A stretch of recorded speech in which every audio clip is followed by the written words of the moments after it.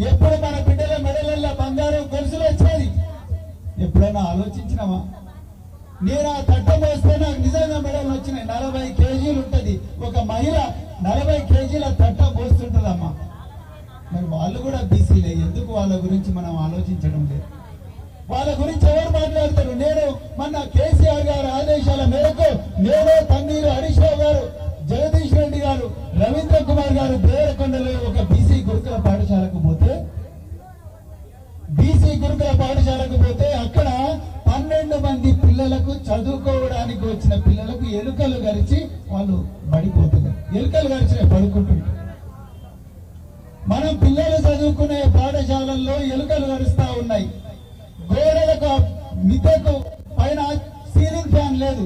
మరి దోమలు వస్తే ఏం చేస్తారు బిడ్డ అంటే, సార్ దోమలు వస్తే కిటికీలు తెచ్చి మొత్తం కప్పుకొని పండుకుంటాం సార్ అంటున్నారు. ఒక కిటికీకి ఊచలు కూడా లేవు.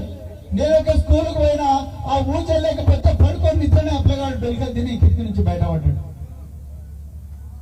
వాళ్ళు కూడా బీసీలే, వాళ్ళు కూడా ఎస్సీలే, వాళ్ళు కూడా ఎస్టీలే, వాళ్ళు కూడా బహుజన్లే.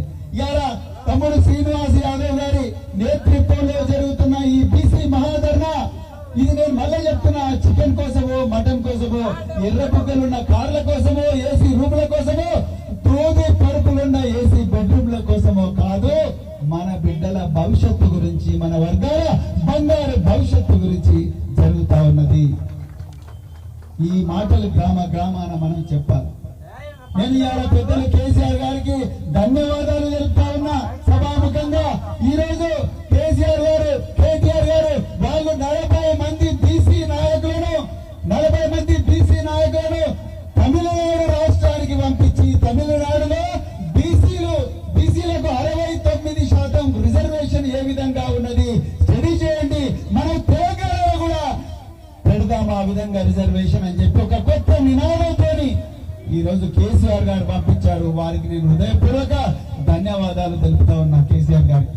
మరి ఎంతో 2 రోజుల ప్రయాణం చేసినా, మరి రాత్రి 2:30 గంటలు 3 గంటలకు ఇక్కడికి వచ్చినా, మరి ఈ రోజు నిద్ర పోయినా పర్వాలేదు, ఈ రోజు బీసీ ఉద్యమాల్లో పాల్గొనాలని వచ్చిన మరి రవికుమార్ గారికి, దాసరి ఉషా గారికి తమిళనాడు నుంచి ఇక్కడికే డైరెక్ట్ వచ్చిన వాళ్ళిద్దరికి కూడా నేను హృదయపూర్వక ధన్యవాదాలు తెలుపుతా ఉన్నా.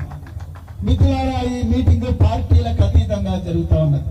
మరి కాంగ్రెస్ పార్టీ అధికారంలో లేనప్పుడు మరి కామారెడ్డిలో ఇప్పుడున్న కర్ణాటక ముఖ్యమంత్రి సిద్ధరామయ్య గారు, వారు కూడా బీసీ సామాజిక వర్గమే, కురుబ కమ్యూనిటీకి చెందిన వారి చేతుల మీదుగా బీసీలకు తెలంగాణలో కొన్ని విషయాలు చేస్తామని చెప్పి కాంగ్రెస్ పార్టీ చెప్పింది. ఈ రోజు ఈ ధర్నా దాని గురించి జరుగుతా ఉన్నది.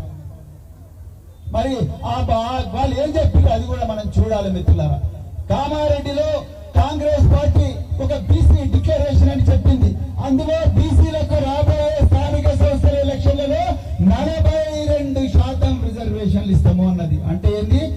100కు 42 మంది ప్రజాప్రతినిధులు బీసీలు కాబోతున్నారు, ఎంపీటీసీలు కాబోతున్నారు, సర్పంచులు కాబోతున్నారు, జెడ్పీటీసీలు అవుతారని చెప్పి కాంగ్రెస్ పార్టీ చెప్పింది. మున్సిపాలిటీల కౌన్సిలర్లు కూడా అవుతారని.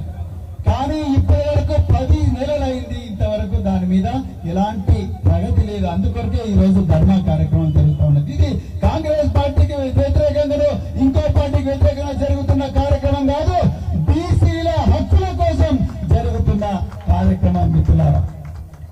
42% రిజర్వేషన్ ఇస్తే 24,000 మంది కొత్త బీసీ నాయకులు వస్తారు. నేను నాయకులు అంటే, నిన్ననేమో మనం కొండా లక్ష్మణ్ బాపూజీ గారి జన్మదినం జరుపుకున్నాం.